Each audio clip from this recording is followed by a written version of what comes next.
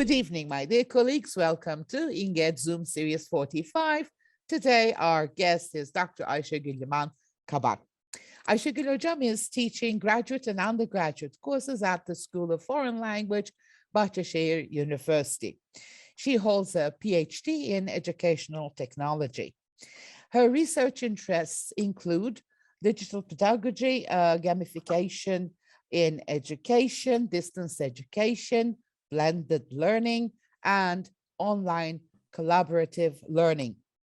This evening, the title of her talk is Interaction Design and Online Collaborative Learning. Thank you, dear Ayşegül Hocam, for accepting to be our guest speaker tonight, and welcome again. The screen is all yours. Thank you. I would like to say to Sedat Hocam, hi. We have been communicating on social media a lot, but we couldn't meet in person. So this is first meet in person communication, we can say. Hi, Hocam. So first, let me share my presentation. Hello. So tonight we are going to start an adventure and we are going to discuss interaction and online collaborative learning. But I have a question. Which door should we start? I have 3 different activities. So I want you to choose a door. And generally, third door, people say it is public door, I can't fit in. Come on, you can fit in. So any door you can choose. I'm going to check it in the chat box. So let's start our journey. I'm looking for, 3. Oh, yes. Okay. 1, 3, 1, 3, 2. Hi, Betül Hocam. And 2, 3.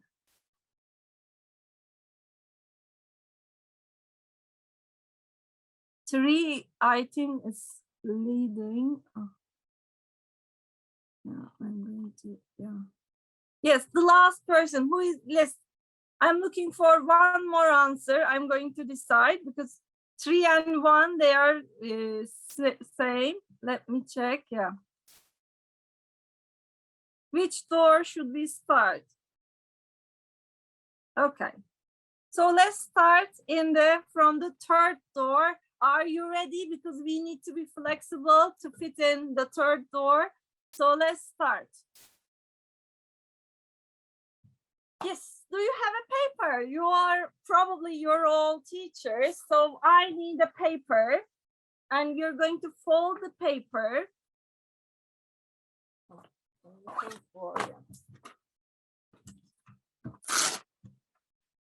I fold the paper 1 and now I'm going to tear the paper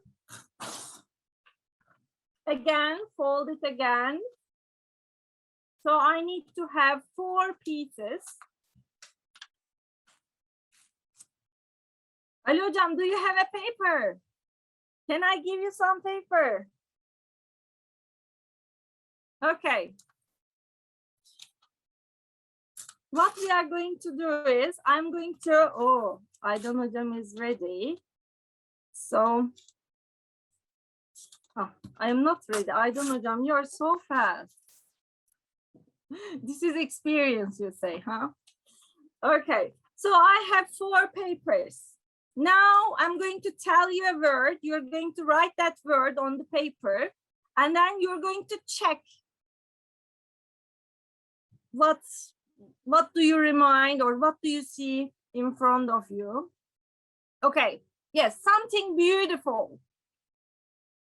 Look around you. What is something beautiful? I have a 3.5-year-old son. Yes, this is what I have. I have Kral Şakir mask. What about you? What do you have? Oh. Okay.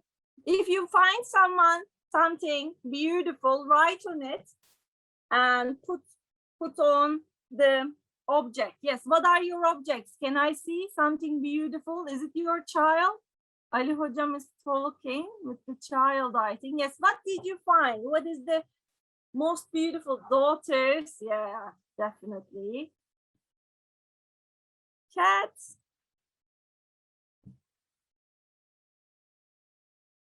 What else? Ali Hocam, yes. Hello. Notebook, yeah, we like stylish notebooks, right?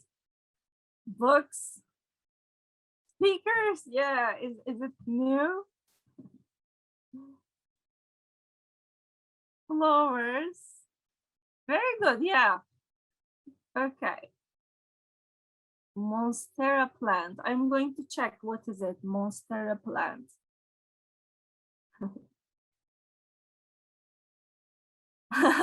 Amir, are you sure? Okay, now the second vocab we are going to, hi Islam. Most comfortable thing in the room. I hope it is your chair, not the bed. What is the most comfortable thing in the room? Chair. Oh, happy for you. Sofa. Yeah, cozy sofa, right? Armchair, hammock. Oh, you have hammock in the room? Sofa, pajamas. Yay, it's the best thing. Online, teaching online. Yes. My bad. Okay. Okay, so my next vocabulary we are looking for, most interesting. Why is this here? Okay, the most interesting thing. I am checking what is the most interesting thing in the room. I think again, this is the most interesting thing in the room. Yes, definitely you. Yeah, the most interesting thing in the room. History.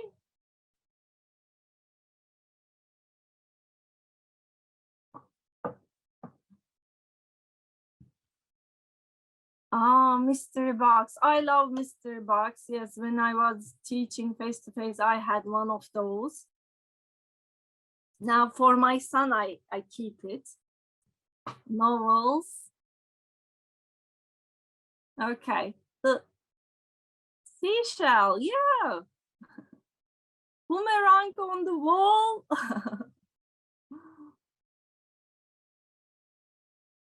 Boxing gloves, Pelin, okay. I'm a bit scared, so let's. Dear Pelin. Okay, what is the smallest thing in the room? What is the smallest thing in the room? Let's check what is the smallest thing in the room. Hi, Seda Hocam. Dust. Scientific answer. Oh, Hocam, medicine. Okay. Paper clips, little mouse, pebbles, needles.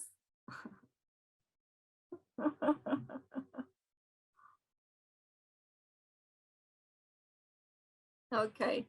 I like using this activity in my classes because I get to know my learners and I know what kind of environment are they inside.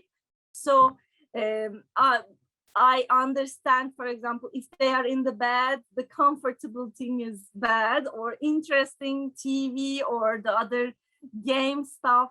They talk about that. So I like it, and it's a good punctuation and spelling kind of activity for the learners. So I start with this one for you. Okay, now let's start talking about more about interaction. CIA. Yes. So you are in the market. You went to a grocery store, and in the door, someone asks you, welcome to our store. Welcome to our store. Before you can come, can I have your name, address, email, permission to send your phone number, notifications? What would you do? you're just in the door, in front of the door of the grocery store, and they just ask this.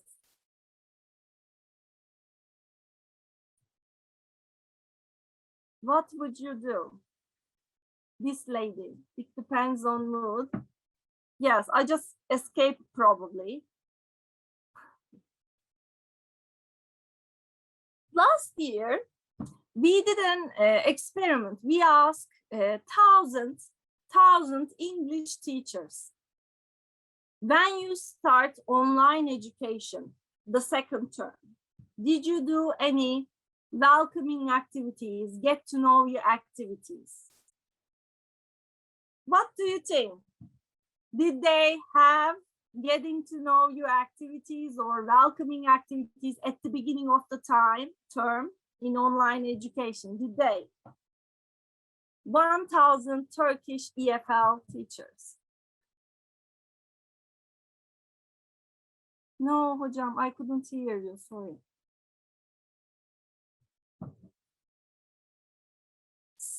70%, nearly 700 of the teachers said that they did not try to learn their names or their living environments, their daily life, because they are not going to meet them in person, they said. But then you're trying to, learning is an emotional process.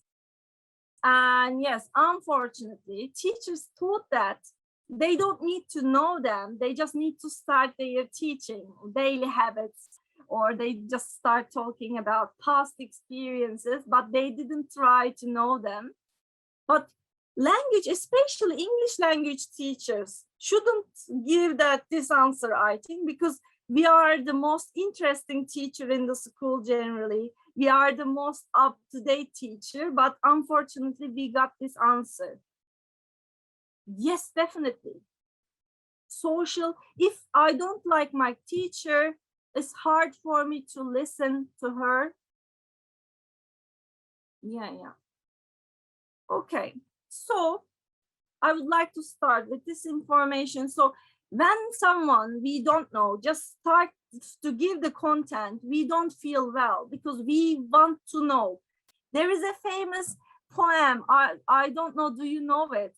I saw my English teacher in the grocery store. She was buying some cucumber and some tomato for the lunch, or kind of poem there was. So this situation is like that. Students wants to know that we are not living in an isolated place. If I am COVID, or if I am sick, or if I have a child, if I am engaged, they would like to know, because they would like to know that we have the concerns, we have a life. So this is not our only thing. So interaction means, when we look at the dictionary meaning, ongoing interaction between two parts. So it is not one way. Generally, people thought that just talking on the screen is enough for interaction, but interaction is two-way. And in the classes we have student interaction, student teacher, student book with the book, student with the technology, that kind of interactions we have. And the second thing, when I like talking about interaction, what is distance? How do you decide your distance? Because we did distant education. What is distance? So I don't know, Jam, where are you now? In which city? You're in Ankara, right? Okay, she's in Ankara and I'm in Istanbul. So we are separated, but I always feel myself so close to Aydan Hocam. So I don't feel distant, because she has a smiling face, and she's always helpful whenever we come across. So how do we decide we are distant to someone and we are close to someone? Who can tell? She's in our hearts, yes.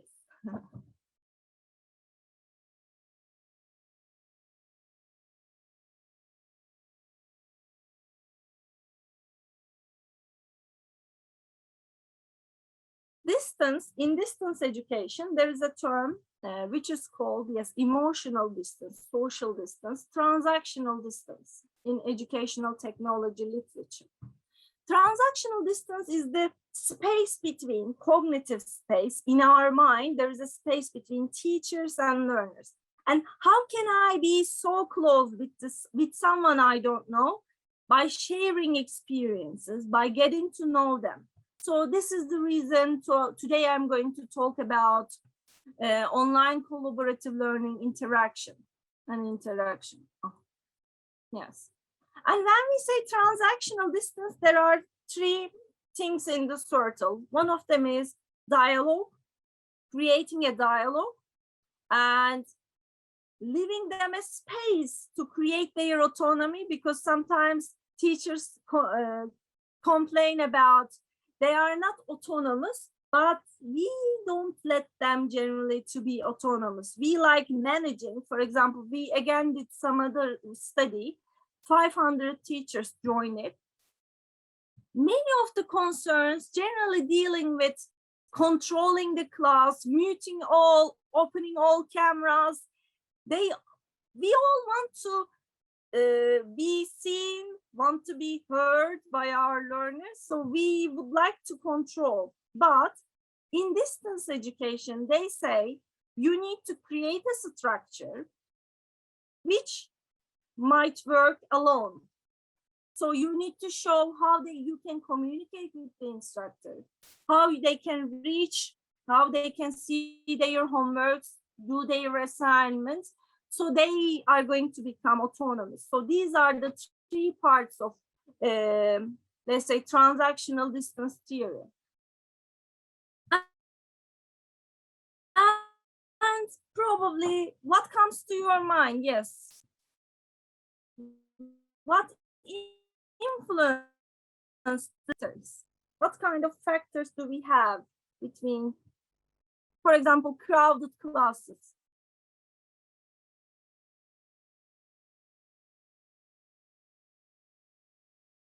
Environment, voice, yes.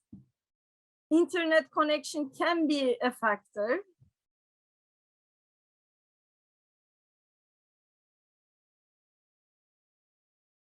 Trust definitely could relate it to trust.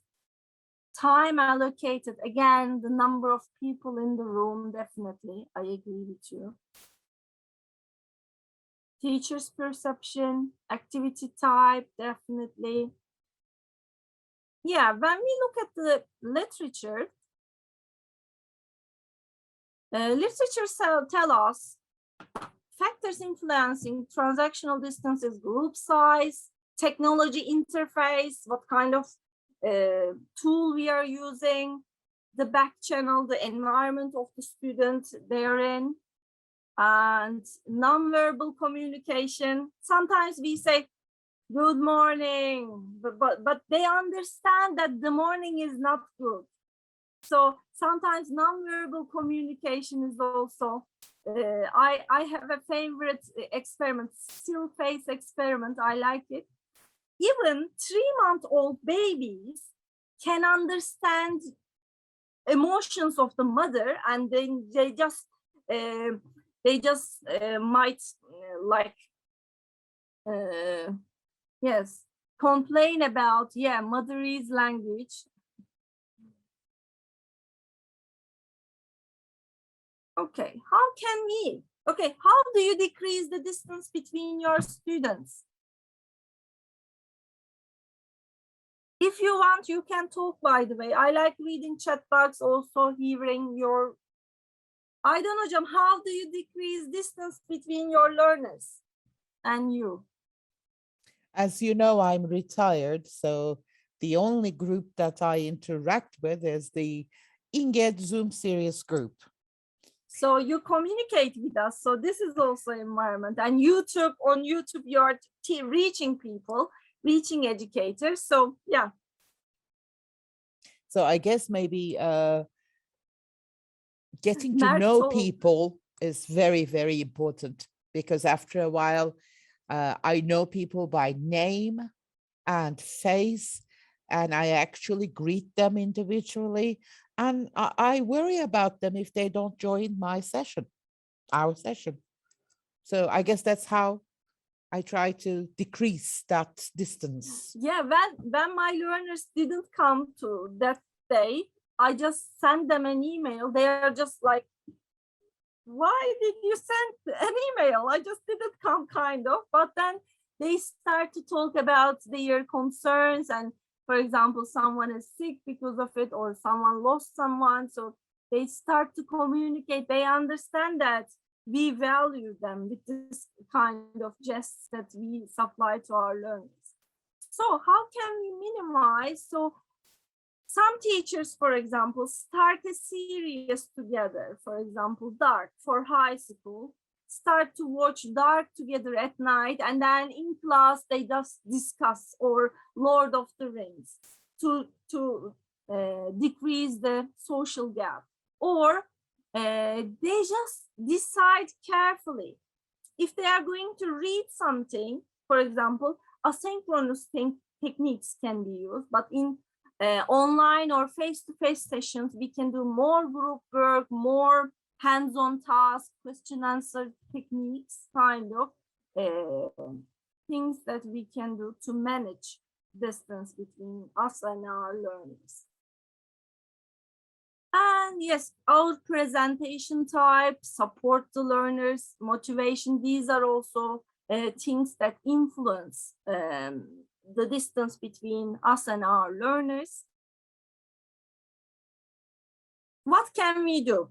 For example, we have at Bahçeşehir University in the term, I try to separate 3 weeks for feedback. So on the 5th week and 9th and before the final, I give them feedback. Because our classes are crowded, what I do, my class is 55 people. What I do, each 6 students come to online office hour. So we just talk together half an hour on that week. In whole term, we talk 3 times. So this reduced the distance between me and my learners. Or sometimes sending recorded messages, your voice or something from you, and being honest, or how you like the things if you share which book you are reading or something interesting you come across. Okay. And then interaction thing, after COVID strike us, blended learning is a part of our life. Especially this year, we are going to start face-to-face and online mixed type of classes. So blended learning terminology is a part of our life. And it says, in the literature, it says it has 6 basics or 6 standard principles.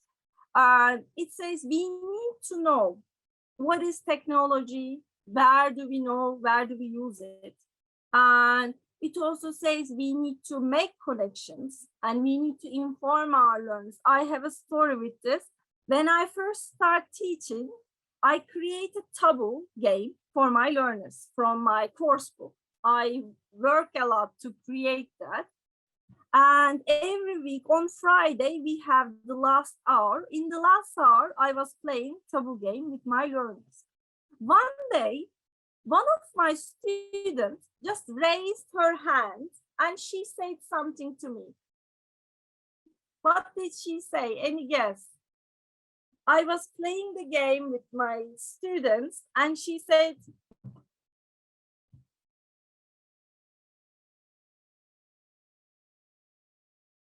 she was hardworking. Yes, Esra, Esra. She said, Hocam, when are we going to start learning something new? When are we going to stop this game? And I realized that I did not talk about the process, that I created this vocabulary from their course book.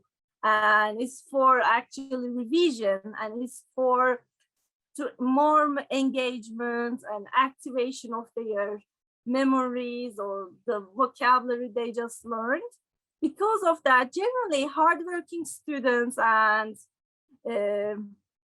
some students, they don't like games. So you need to inform that this is for educational purposes. I was just inexperienced. I didn't remember to inform them at the beginning, hey, this is educational.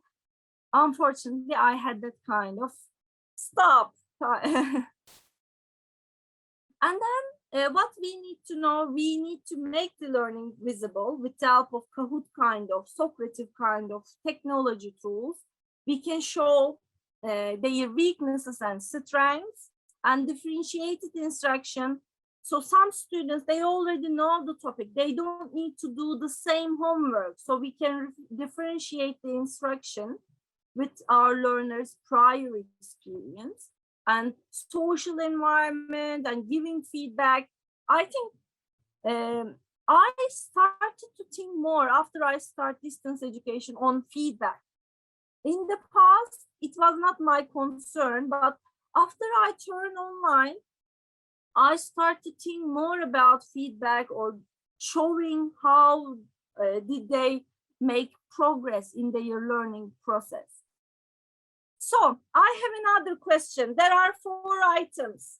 Which one is the most effective when you are giving the lecture, during the lecture? During the lecture, which one is the most effective one? Mind map. Okay. First, okay. Mind map. Everyone likes mind map. Question answer, Sedat Hocam.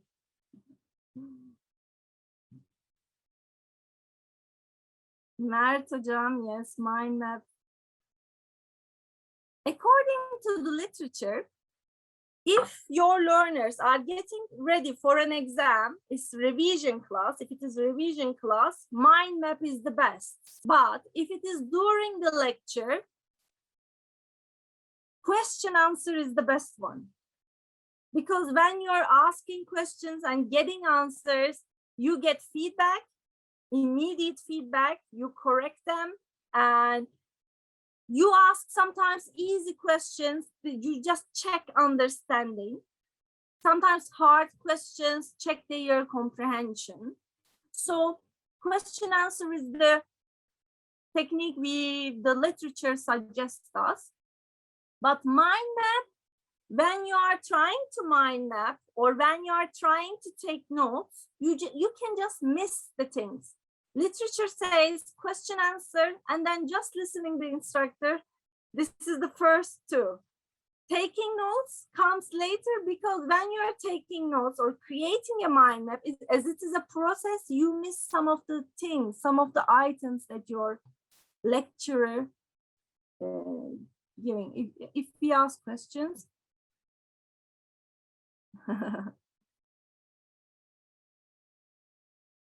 Yeah, want to know. Yeah.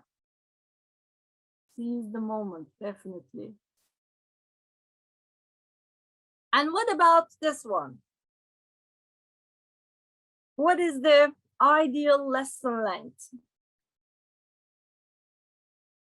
Should it be 40 minutes, 30 minutes, 30, 40?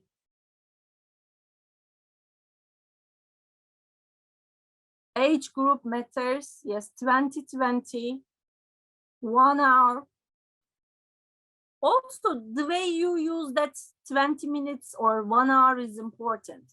For example, you do a class which is 1 hour, but inside of the class, you ask questions, you do some brain breaks.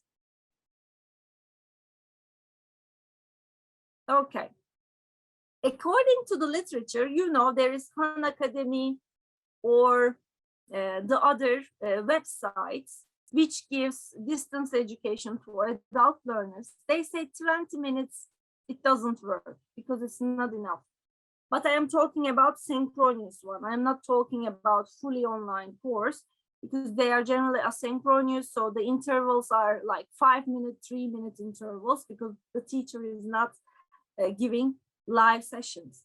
So the literature says it should be 30 to 45 minutes, but inside of that 45 minutes, you need to have a feedback. You need to have hands-on activities. So by that way, because the literature also tells us if you don't give breaks, your learner's brain suffers of headache. I remember my PhD days. In those days, we just enter a class and we leave the class 3 hours later generally. It was like we have huge headaches and it was, we become hard to understand the things, what is going on around us. So long hours is not good in distance education, pedagogy, digital pedagogy. Okay, so if we say, let's change the system, let's start flipped learning, blended learning, is it easy? Is it easy, huh? For example, tomorrow you just go to your school. I made Ayşegül and she talked about flipped instruction. So let's start flipping our school. What would they say?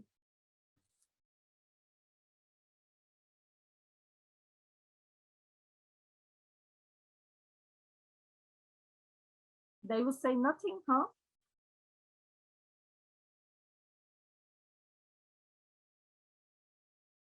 Okay, so being a change maker is hard. Yeah, definitely. So there is a diffusion of innovation theory. In that theory, it says there are 5 types of people. One of them are, for example, one of them is innovator. They just like everything. For example, they see iPhone 13, they just buy it on the next day. They don't check, do I need that? They just would like to try something new. And then there are early adopters. They just observe the innovators and decide, this looks like advantages, so why not? So they just start learning. But there is a gap between the rest. So when you are planning to do something new, please work it. You shouldn't start the process from top down. It should be bottom up. So you need to have the teachers always inside of your plan. And you need to start with innovator and early adapters. So if they bring to best implications or best examples from the class of flipped instruction, for example, what we do at Bahçeşehir University, generally early adopters and innovators, they create some materials and they share with the rest. And then some of them try, for example, Kahoot. I create a Kahoot. This week you can try, we are giving the same course. If you like it, we can talk more. And then when they try it, they love it. So then we start to talk. Because when you go them to change their opinion, because you are the one who are asking favor. But when you give them something, and if they like it, they would like to learn more. So please be patient and be a change maker. If you want to be a change maker, show them, share them. I love sharing my ideas or talking with my friends, because when I share them, it becomes a process. It's not one-time thing, because some people still, they want their fax machine back or overhead projector back. Yes, learn by doing. Yeah, definitely, hocam.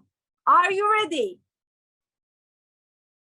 Of course, I don't like talking 1 hour, so I have an activity. Are you ready? No one is ready. I don't know. Okay, I have, what about your math? Is your math good? Are you good in math? I am an English teacher, huh? My math is so poor. Okay, yes, this is my challenge. There are 3 pairs, so it is 21. So let's see the answer. Hadi bakalım. Of course, you need to have pen to maybe. Please give it a try. I am going to give the answer key in the end. Please, 81. I don't know.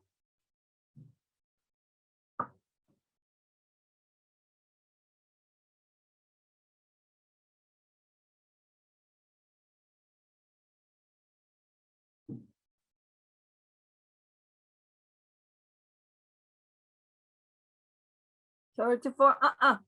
It's more than 100. I give you a cheat. It's more than 100. Let's look at the order of the, which one is first? Multiplying or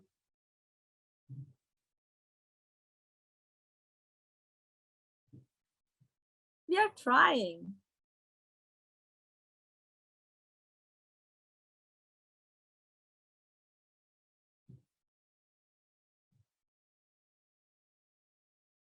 $700.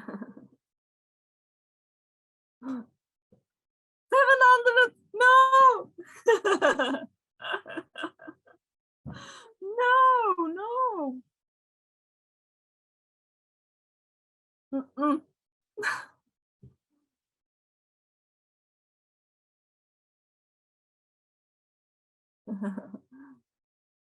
No, this is medium challenge, so this is not easy challenge. No worries. Oh, I started to get answers. Yay. Okay. 51.75. Okay. So the answer is, let me show the answer. 150.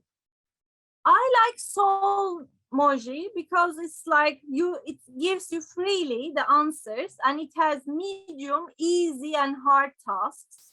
So you can download it, and it's a brain break.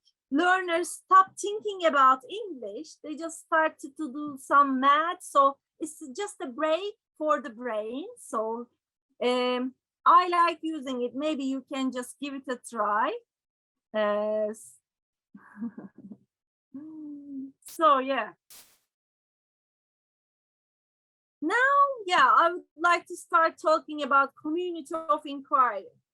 When in the literature, when you look at online collaborative learning, community of inquiry, it's the main thing you're going to come across. And it says community of inquiry has 3 presences: social, cognitive, and teaching presences. And if you want to create an educational experience, you want to have all of them. So you need to know your learners' names, like Aydan Hocam says, or you need to watch some series or share your favorite book to create a presence, socially present. Learner needs to be socially present. And inside of the class, cognitive presence, your learners needs to be active.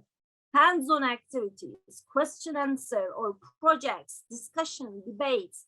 And teaching presence, they need to know you are there to help. You are there to show the way.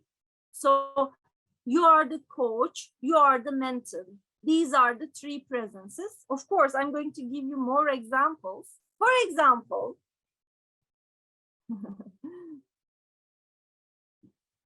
we are all English teachers. No worries, Şebnem Hocam. No worries. I'm proud I am not good in math because of the teachers, previous teachers, because now recent literature tells that people who is good in languages, who has good command of language, can do math. Actually, we could do math, but math teachers, not me. So at the beginning of the term, I generally share my syllabus and I do a walkthrough. I talk about what they need to, what are my expectations. And I have a secret. What I do generally, every term, I write extra homework in the syllabus. And then, but one of them is like a torture homework. And then I asked them which of the homeworks you would like to do, and they generally choose the extra one as extra. They don't want to have it, so they think that, I hope my students they are not here. They think that I am changing the syllabus, but no, but I make them feel that I am changing, I am editing the syllabus together. So I like discussing the homework, assignments, and the reasons why I am giving it. And then if you put something extra and take it off, they love it because they have they feel autonomous. They feel that they have the right to talk. So you can use that technique.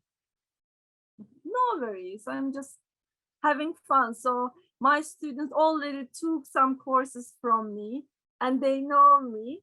So no worries. Generally, I look for repeated questions. Because, for example, if they ask lots of questions about homework, this means I might not be clear about my homework expectations. I try to give the homework at the same time. For example, every Friday, I don't change it. Because, for example, if you don't have a regular time to give your assignments, they are going to ask and they will say, I didn't check it because last week you gave them on Monday and this week you say it's Tuesday. So if you have a regular time, regular medium of communication, it is easy to observe. And what else? I like using watercoolers. What is it? It's like I like sharing some cartoons. I'm not good in telling jokes, but I like sharing funny things, funny stories with my learners. So they create a good environment. Yeah, assignment. I use challenge and mission also at the same time. I don't know, very close. I say in the syllabus they see mission, first mission, second mission, third mission. So I don't prefer assignment too. In my syllabus, yes, wording is important. Or when you give feedback, if you use red pen, they don't like red. It's bloody color. So changing it into green, blue, they feel better. So just doing this kind of small things might change. Okay, emojis. In these days, people start to use emojis a lot. And when you don't use emojis in the chat or in your emails, they feel that you're so serious, you're angry with them. So you need to be careful about including emojis in your dialogues.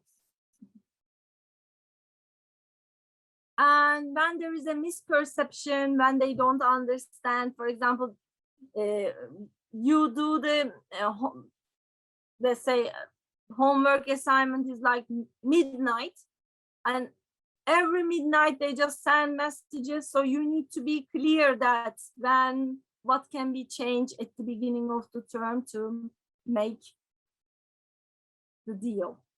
Okay. Feedback. Do you give audio feedback or written feedback? Audio or written? You're going to give feedback online, both. According to the literature, it says when you use written feedback, you lose more time. You spend more time because you just check spelling, punctuation. But when you use voice recording, Screencastify kind of applications, if you use that kind of thing, you save time and you give more feedback in audio form. And literature says, if you want to save some time, use audio feedback for English teachers. My suggestion. Oral feedback, yeah, definitely. Encourage note taking. They are generally in interaction. They don't care that part. And in online education, if you want to create communicative learning environments or interactive learning environments, you need to break the material. You need to separate the material into small chunks. You shouldn't talk, for example, you are going to teach conditionals, all conditionals one day. It's not a good idea.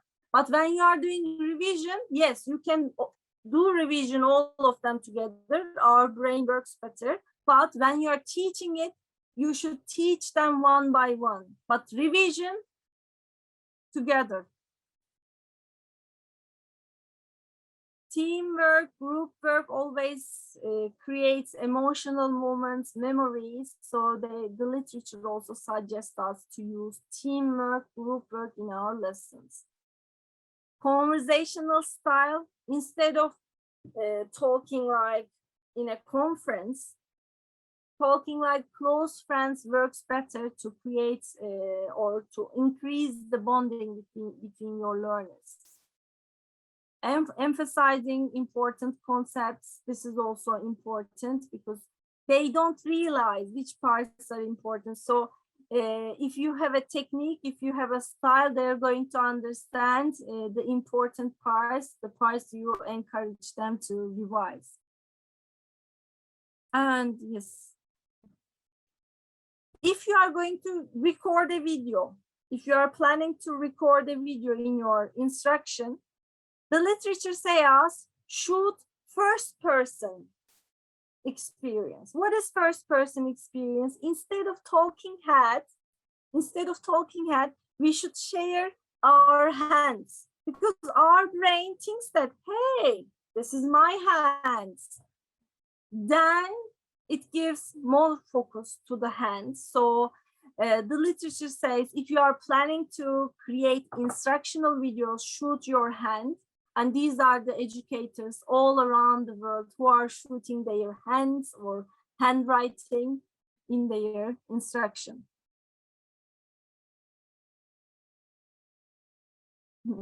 Yes.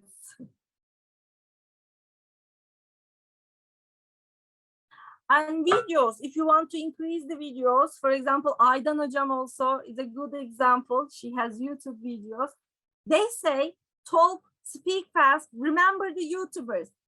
Welcome to my channel. Today we are going to discuss this and that. I have 3 points. So they just signal the things they would like to stress, 3 points, or they just make big gestures to take their interest. So if you are planning to record videos, please try to speak fast and you know, encouraging way, excited way. Active learning techniques that we need to use, of course. And do you think our way of choosing fonts has an influence on our interaction? How do you decide the font? Hocam says, yes, it has an influence. In the world, every 5 people, one of them is dyslexic. What does this mean? Dyslexic people, when the background is white and the font color is black, their eyes glued, their vision distorted. So we shouldn't choose. Also, it is using background as white color is not good for our eyes. So we shouldn't choose. If you want to increase interaction, if you want to reach them all, we need to think about dyslexic too. So please try not to use white color in the background because it has a negative influence on our eyes. And then, yes, these are some of the fonts. And the literature also tells us when you are creating handouts or when you are creating some materials, it should be, the font should be 12 to 14 if you want the handout to be read by everyone. And if it is a PowerPoint, if it is a presentation, it should be at least 25 fonts. It should be a bit big, like 20, 25 is better. Yeah, So how you are dyslexia friendly fonts mean they shouldn't be, letters shouldn't be close. So if you share handwriting, it is hard for them to read. So it should be separated. And the other issue is color blindness. And if you have normal vision, so black, blues, and greens, but if you are not, there are 4 types of, and every out of 10 males, one of them is colorblind. And out of 1,000 women, one of them is colorblind. So in our classes, so we have lots of male students. So if you want to reach them, don't you are lucky, but your learners can be. They confuse green, blue, red. So try not to use green, blue, red together because they confuse. If you look at the colors, generally blues they become like very similar to, and red and green become so close to each other. So we shouldn't use red, blue, green when we are giving in our handouts. So which one is better?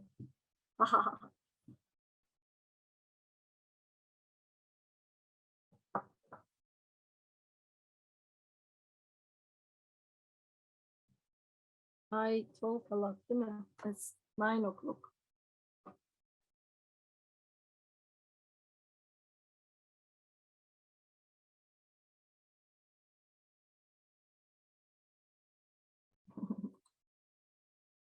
Beşiktaş. Yes, I support Beşiktaş. Yes, I confess. Of course, yes, using green and blue together is not the thing that the literature suggests us. Okay, so I would like to make it fast because we are running out of time. Aydan hocamız looking, Ayşegül, you don't have much time. So how to increase social presence? What I do, I organize virtual office hours or try to create collaborative breakout activities. When I give breakout activities, for example, I ask them, write down 2 things you discussed, 3 things you discussed, or the project so they need to, when they come back from the breakout room, they need to share. So think, pair, share activities is good for breakout rooms.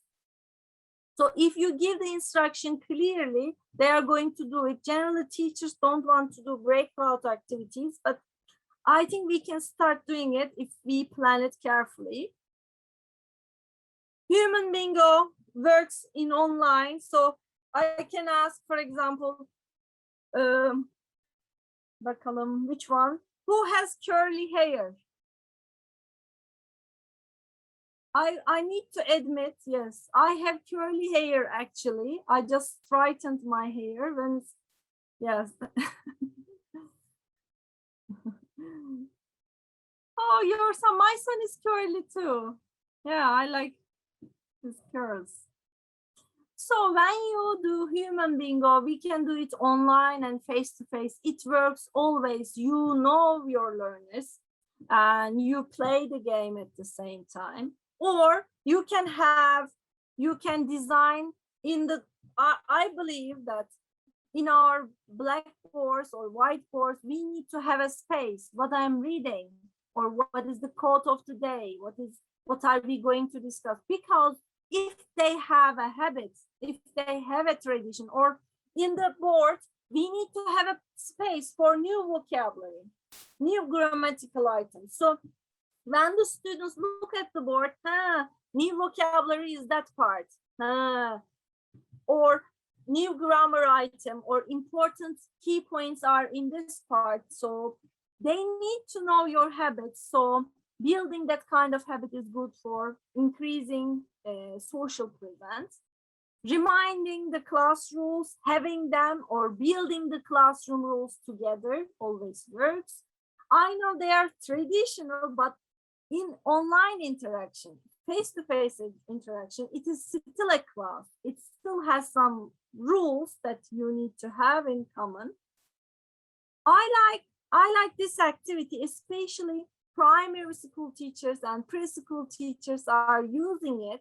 Teachers create their own emojis and send them to the students, and they read books together or they travel together. So they share what I did with my teacher kind of activities. Is again creating a social bonding with your learners.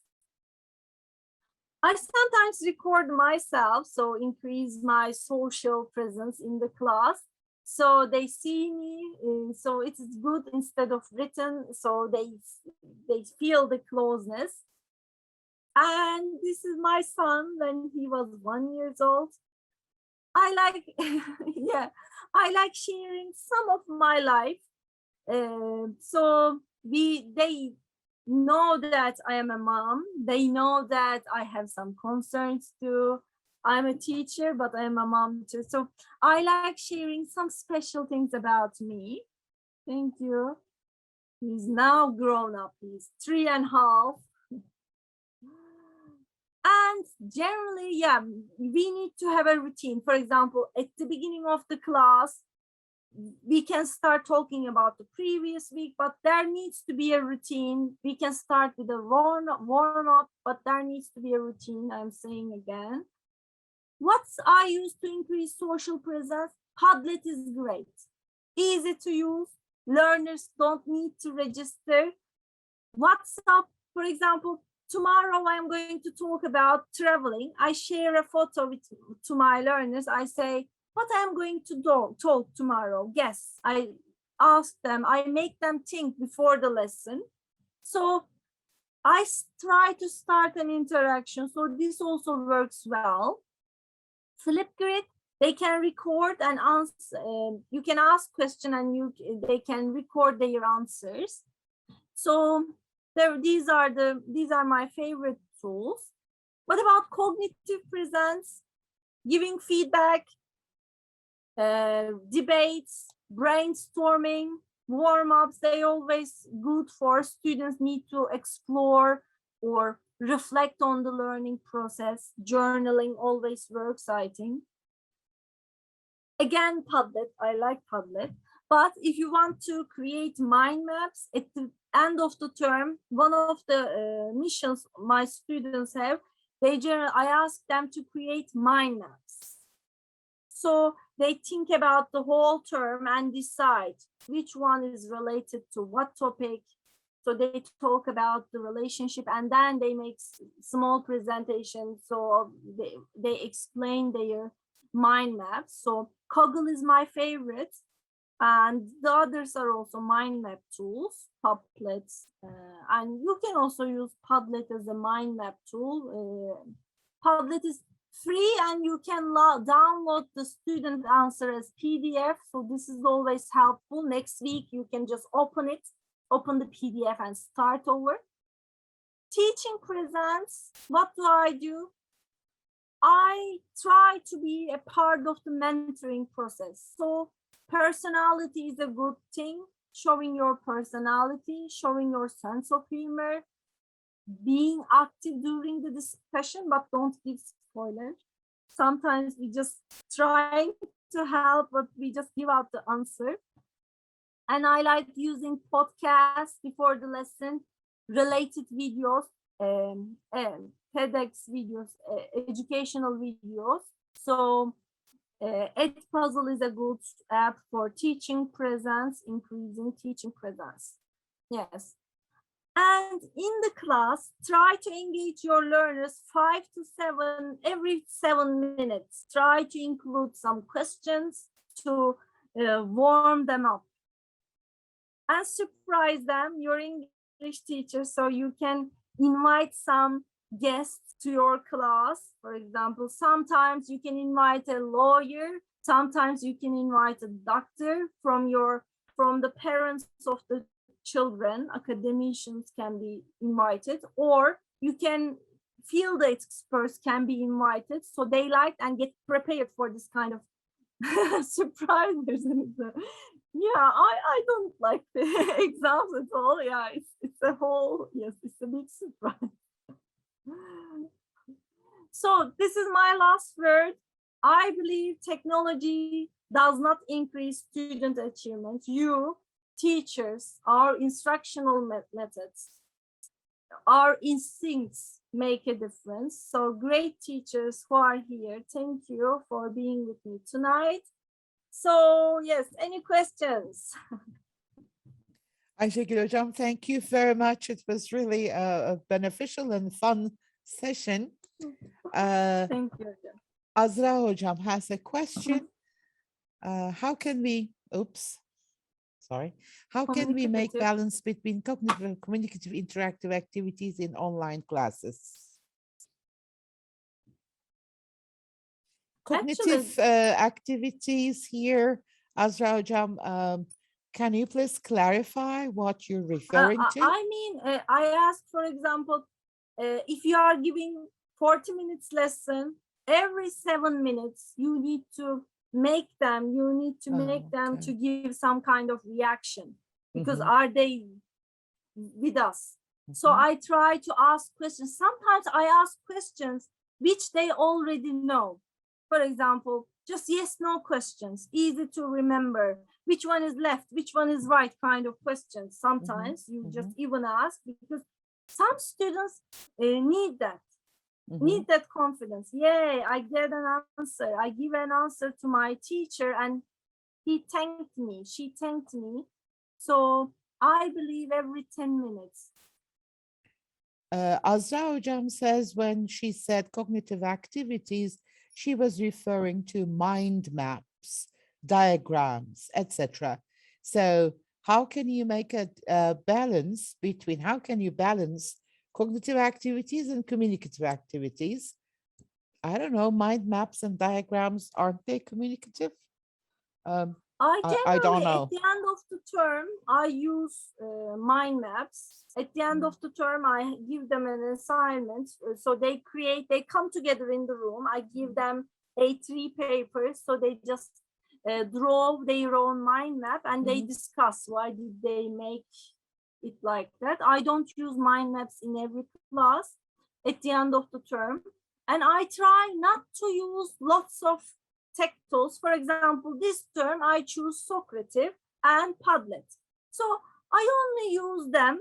For example, if I am collecting some brainstorming, I use Padlet. But if I am going to check their understanding, I prefer Socrative. So giving or trying lots of technological tools, tech tools also might disrupt their learning and they might think that why am I doing that? Why do I need to enroll this again? Kind of. So this kind of balance, your instincts maybe. Can I add something here? Because during your session, you have mentioned that mind map is usually not used as a while activity or during the teaching. I do respect your point of view. However, I believe it's more like I don't know how the learner learns. I love drawing diagrams and using mind maps when I'm listening to something. Because I'm a visual learner myself. For example, Aydan Hocam, they are doing while listening activity. They can take notes in a mind map. But I mean, for example, you are talking about, you are giving a lecture. And then you are lecturing, creating a mind map is time consuming because you think about what did I learn before, prior knowledge, connection. This might take time. But of course, for example, at the beginning of the lesson, they might say, for example, what comes to your mind when I say you Nobel Prize? So they can just come up with some vocabulary, some names of the people. They can discuss. This is something else. Maybe I couldn't explain myself. Sorry. No, what I was trying to do was to clarify the point that in learning and teaching, unfortunately, there is not one correct answer. it's never 2 times 2 is 4. Sometimes it's 3, sometimes it's 5. So if the learner prefers using a mind map, a diagram, or I don't know, whatever, they are free to use it. But of course, there are certain observations. It's not very common. I do respect that. But I just wanted to warn my colleagues that there's no one correct answer. I can suggest something. I don't know, John. Sorry. There is John Hattie. John Hattie. John Hattie. In his website, he shared meta-analysis. He just looks for what works for increasing learning for the learners. So he just collect all of the meta-analysis about learning. So he just shared what works best. So I like checking them. So maybe you can check it too. My teacher friends, colleagues. Okay. Işıl Hocam, what can we use a single shoe for? Okay. Now you have to unmute yourself and clarify your question.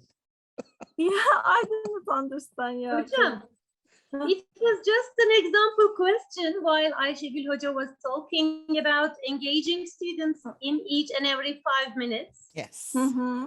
Just a question example for in-class use. So thank you, Hocam. By the way, I love it. And if it's okay with you, I want to use it. It's a wonderful question because I have been thinking of an answer for at least 10 minutes. Well, go ahead, Hocam. It's a wonderful idea. Canset Hocam, would you like to ask your own question if you're here with us? It's a wonderful question, though. Yeah, I'm curious about that actually. The other gates. What can we The other see? Yes, gates. the other gates. Yeah.